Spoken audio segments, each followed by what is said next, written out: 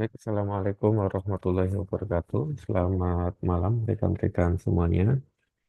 Mohon maaf, untuk minggu ini kita belum bisa melaksanakan perkuliahan secara sinkron ya, karena seperti yang pernah saya sampaikan kemarin, untuk mata kuliah matematika diskrit di Prodi Rekayasa Keamanan Siber itu kita laksanakan selang-seling ya, sinkron asinkron ya selama bulan puasa ya, karena memang sebisa mungkin kita bisa memanfaatkan kesempatan kita untuk fokus beribadah bagi umat muslim dan tentu saja tanpa mengurangi capaian pembelajaran mata kuliah di matematika diskrit ya. Jadi kita coba sinkronkan dengan dua jalur ya.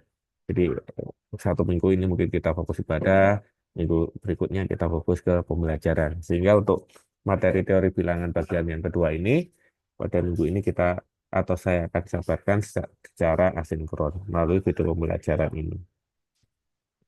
Ada beberapa pokok pembahasan yang akan kita pelajari. Yang pertama adalah aritmatika modulo, yang kedua adalah inverse modulo, yang ketiga adalah kekongruenan linier, yang keempat adalah bilangan prima, yang kelima adalah teorema Fermat, sorry.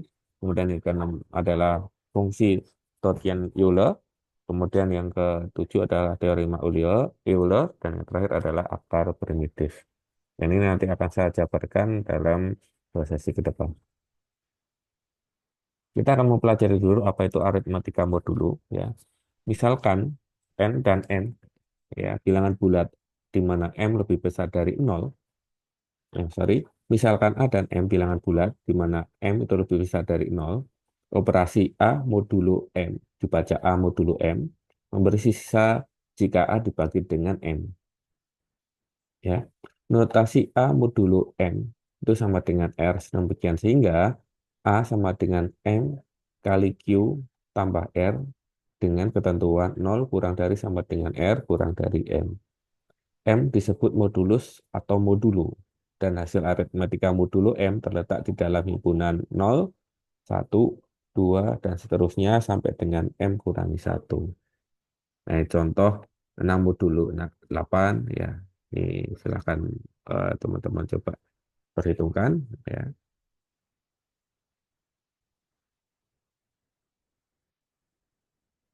0 modulo 6 itu berapa ya? Jadi kalau misalnya kita jabarkan teori bilangan yang kemarin, misalnya A modulo M sama dengan R itu sama dengan A sama dengan MQ ditambah R ya. Berarti ini adalah sisa hasil bagi ya. Ini quotient, ini reducement ya.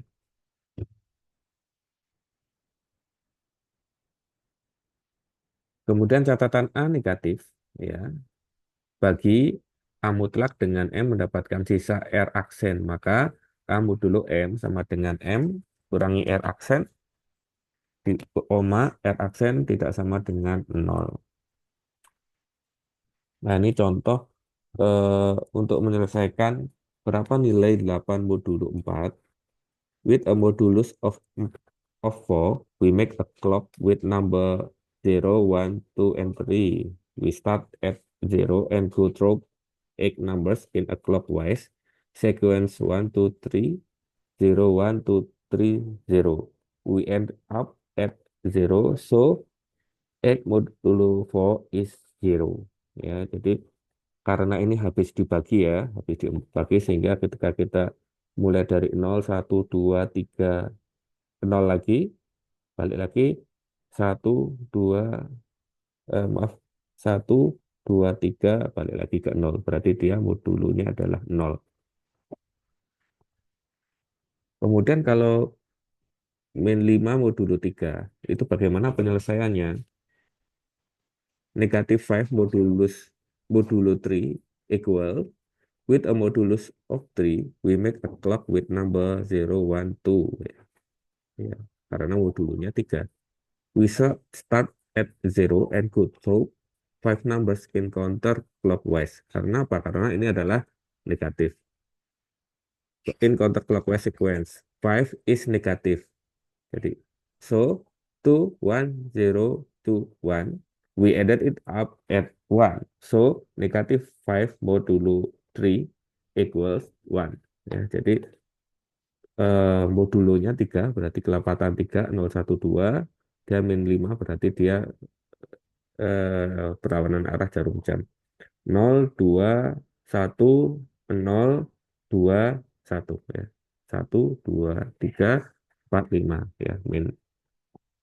Kalau ini kan 2 kali 4 ya atau 8 ya. Kalau ini kan min 5. Jadi perbedaannya adalah eh, kalau positif dia searah jarum jam, kalau negatif dia berlawanan arah jarum jam. Perhitungannya seperti itu. Sehingga teman-teman nanti bisa menyelesaikan untuk contoh-contoh ini. 6 modulo 8. Berarti 8 itu kan 0, 1, 2, 3, 4, 5, 6, 7. Berarti kalau 6, berarti 0, 1, 2, 3, 4, 5. Berarti jawabannya adalah 5. Dan seterusnya untuk pengisi-mengisi yang di sini. Untuk kongruen, berikutnya materi tentang kongruen. Contohnya misal 36 modulo 5 sama dengan 3 dan 13 modulo 5 sama dengan 3. Maka dikatakan 38 itu sama dengan 13 dikali modulo 5. Atau dibaca 38 kongruen dengan 13 dalam modulus 5. Ya. Contoh, jam 15 sama dengan jam 3 sore. Berarti 15 kongruen dengan 3 dalam modulus 12. Ya, dalam pembagi 12 gitu ya. Definisi, misalkan A dan B adalah bilangan bulat dan M adalah bilangan lebih besar dari 0, maka A sama dengan A kongruen dengan B dalam modulus M. Jika dan hanya jika M sedemikian sehingga A kurang B. Contoh, bilangan 38 kongruen dengan 13 modulo 5. Karena 5 habis membagi 38 kurangi 13 sama dengan 25. Sehingga dapat ditulis bahwa 38 kongruen dengan 13 dalam modulus 5. Ya. Apakah 17 kongruen dengan 2 modulo 3? Ya, kita lihat di sini.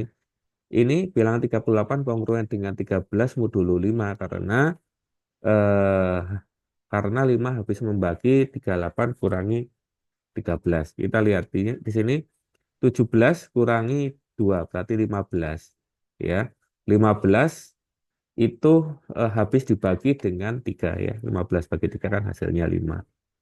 Sehingga dapat ditulis bahwa 17 kongruen dengan 2 modulo 3.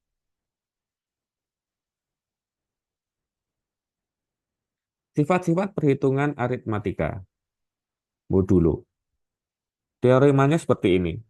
Misalkan M adalah bilangan bulat positif jika A sama maaf, jika A kongruen dengan B dalam modulus M dan C adalah sembarang bilangan bulat, maka penjumlahan dari A tambah C kongruen dengan penjumlahan B tambah C dalam modulus M. Atau A kali C kongruen terhadap B kali C dalam modulo M. Atau bisa juga A pangkat P kongruen terhadap B pangkat P dalam modulo M untuk suatu bilangan bulan tak negatif P. Jika A kongruen B dalam modulo M dan C adalah kongruen dengan D dalam modulo M, maka penjumlahan A tambah C itu kongruen dengan penjumlahan B tambah D di dalam modulo M. Dan juga A kali C kongruen terhadap B kali D dalam modulo M. Contoh, misalkan 17 kongruen dengan 2 dalam modulo 3 dan 10 kongruen dengan 4 di dalam modulo 3. Berdasarkan teori sifat-sifat aritmatika modulo, maka 17 ditambah 5 sama dengan 2 ditambah 5, maaf, 17 tambah 5 kongruen dengan 2 ditambah 5 dalam modulo 3. Ya. Jadi ini bisa ditambahkan gitu ya. Kemudian perkaliannya juga sama, 17 dikali 5 sama dengan kongruen dengan 2 dikali 5 dalam modulo 3. Bisa juga 17 tambah 10 kongruen dengan 2 tambah 5 dalam modulo 3. Bisa juga 17 dikali 10 kongruen terhadap 2 dikali 4 dalam modulo 3. Nah, ini kalau kita lihat dari sifat-sifat perhitungan aritmatika modulo. Sedangkan inverse modulo adalah jika A adalah sebuah bilangan tidak nol, maka balikannya adalah 1/A. Demikian sehingga A dikali 1/A sama dengan 1. Balikan A dilambangkan dengan A pangkat min 1. Sebagaimana bagaimana menghitung balikan A modulo M, ya, A dalam modulo M. Ya, syaratnya kita perhatikan jika A dan M relatif prima dan M lebih besar dari 1, maka balikan inverse dari A dalam modulus M ada. Balikan dari A modulus M adalah balikan bulat X demikian sehingga XA kongruen dengan 1 di dalam modulo M. Notasi lain A inverse atau A pangkat min 1 di dalam modulo M sama dengan X. Contoh, tentukan balikan dari 4 modulo 9. Penyelesaiannya PBB dari 4,94 dengan 4 dan 9 itu berapa? 1 ya. Karena ini adalah relatif prima. Maka balikan dari 4 modulo 9 itu ada. Ya, lihat di sini. Ya. Jika A dan M relatif prima dan M lebih dari 1, maka balikan inverse dari A modulo M ada. Perhatikan algoritma Euclidean berikut. 9 adalah hasil dari 2 kali 8, 2 kali 4 ditambah 1. Kemudian ingat materi yang kemarin, N menjadi NM, IR, ya, berubah ke sini ya. Jadi di sini dia nilainya 4, ya 1 dia nilainya di sini. Sehingga 4 itu adalah hasil dari 4 kali 1 tidak memberikan hasil sisa. Sehingga tidak ada nilai R lagi, berarti ini sudah selesai. Dari persamaan di atas diperoleh min 2 kali 4 ditambah 1 kali 9 sama dengan 1. Atau min 2 kali 4 ditambah 1 kali 9 sama dengan 1 modulo 9. Karena 1 kali 9 kongruen dengan 0 di dalam modulo 9, maka min 2 kali 4 itu kongruen dengan 1 di dalam modulo 9. Sehingga diperoleh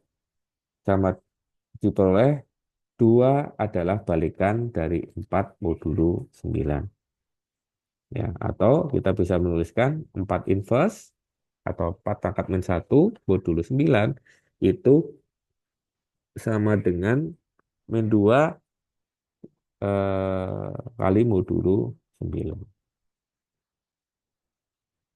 Cara lain menghitung inverse modulo, misalkan X adalah balikan dari A modulo M, maka A kali X kongruen dengan 1 modulo M. Definisi balikan modulo atau dalam notasi sama dengan, yaitu A kali X sama dengan 1 ditambah K kali M, atau X sama dengan 1 ditambah K kali M dibagi A. Cobakan untuk K sama dengan 0, 1, 2, dan K sama dengan min 1, min 2, dan seterusnya. Solusinya adalah semua bilangan bulat yang memenuhi. Contohnya, tentukan balikan dari 4 modulo 9. Untuk kekongruenan linear berbentuk A kali X kongruen dengan B modulo M, di mana M lebih besar dari 0, A dan B sembarang bilangan bulat, dan X adalah peubah bilangan bulat. Pemecahannya adalah A kali X sama dengan B tambah K kali M, sehingga X sama dengan B tambah K kali M bagi A. Ya, nanti cobakan untuk K sama dengan 0, 1, 2, dan seterusnya, dan K min 1, min 2, dan seterusnya yang menghasilkan X sebagai bilangan bulat. Contoh, tentukan solusi dari 4X kongruen dengan 3 di dalam modulo 9. Penyelesaiannya adalah X sama dengan nilai ini 3 ditambah K kali modulonya 9 ya. Berarti K kali 9 dibagi nilai A ya, nilai A atau di depannya X ini kan nilainya 4 berarti 4. Nah, coba kan berapa nilai K.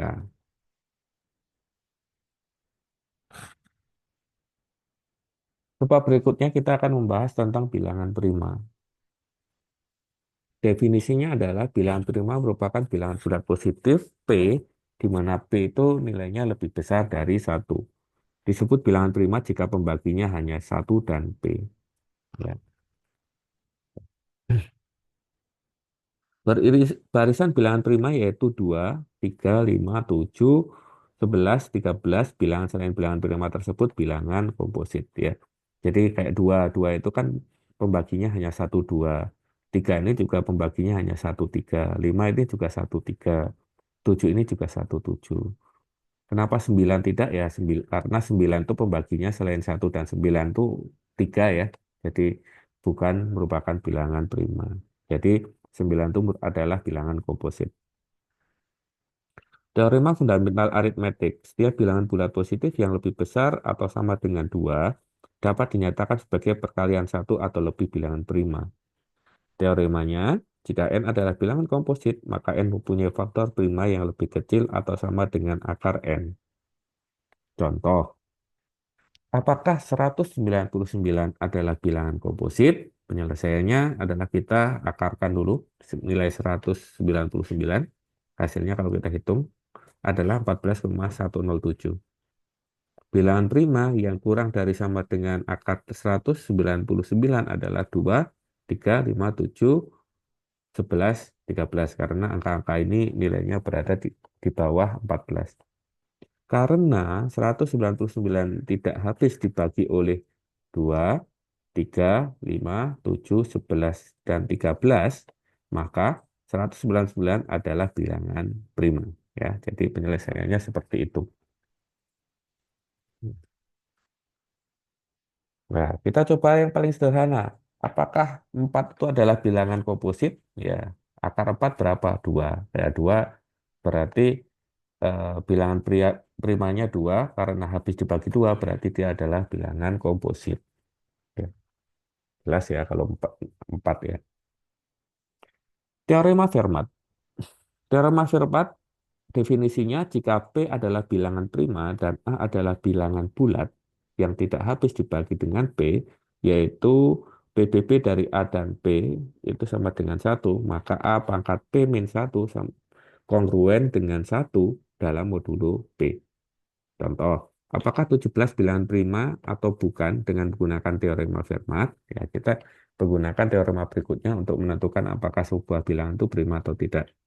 Penyelesaiannya adalah ambil nilai A sama dengan 2 karena PBB dari 17 dan 2 itu adalah 1. Perhatikan bahwa 2 pangkat 17 min 1 itu kalau kita hitung hasilnya adalah 65.536 yang kongruen 1 di dalam modulo 17 karena 17 habis membagi 65.536 min 1 ya sama dengan 65.535. Jadi 17 ini adalah bilangan prima.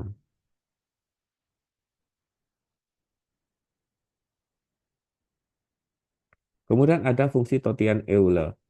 Fungsi Tottian-Euler ya mendefinisikan rho n untuk n lebih besar dari sama dengan satu yang menyatakan jumlah bilangan bulat positif kurang dari n yang relatif prima dengan n. Contohnya, untuk n yang bernilai 20, maka Tottian-Euler n sama dengan 8.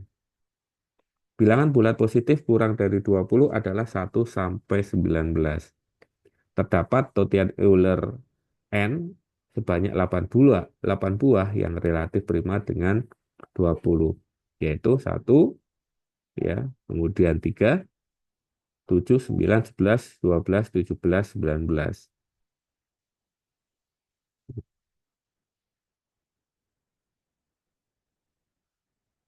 Kemudian untuk yang teorema Euler, misalkan A dan N adalah dua buah bilangan yang relatif prima, maka rho n adalah fungsi Tottian-Euler, maka berlaku teorema Euler sebagai berikut. A pangkat n sama dengan kongruen dengan satu dalam modulo n. Contoh, misalkan A sama dengan 7 dan N sama dengan 10, keduanya adalah relatif prima. Dimana rho dari 10 sama dengan 4, maka 7 pangkat 4 sama dengan 2041 itu kongruen dengan 1 modulo 10. Kemudian pembahasan yang terakhir adalah terkait akar primitif. Jika P adalah bilangan prima, maka A disebut akar primitif dari P jika perpangkatan A pangkat 2 dan seterusnya sampai dengan A pangkat P min 1 dalam modulus P menghasilkan nilai yang berbeda.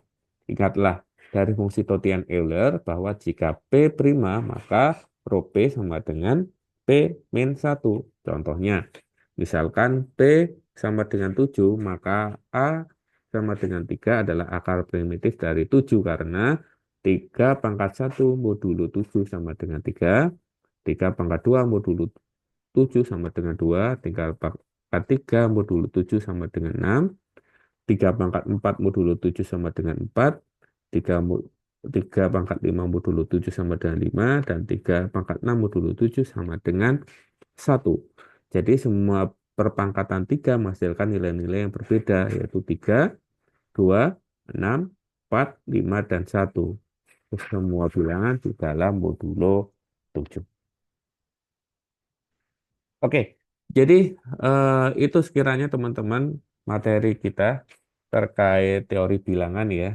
Jadi eh, silakan teman-teman bisa mempelajari lagi dari materi yang ada di learning ya. Dan untuk minggu ini juga belum ada tugas ya. Minggu depan akan ada tugas dari materi minggu ketiga teori bilangan. Jadi untuk minggu depan kita akan rencanakan perkuliahan secara sinkron ya untuk selang-seling pelaksanaan pembelajaran ini ya. Oke, mungkin itu aja teman-teman untuk absensi hari ini. Silakan teman-teman melakukan absensi dengan cara melakukan memberikan komentar pada video pembelajaran ini dengan mencantumkan nama, NIM, dan kelasnya. Oke, mungkin itu saja yang dapat saya sampaikan. Terima kasih. Wassalamualaikum warahmatullahi wabarakatuh. Selamat malam.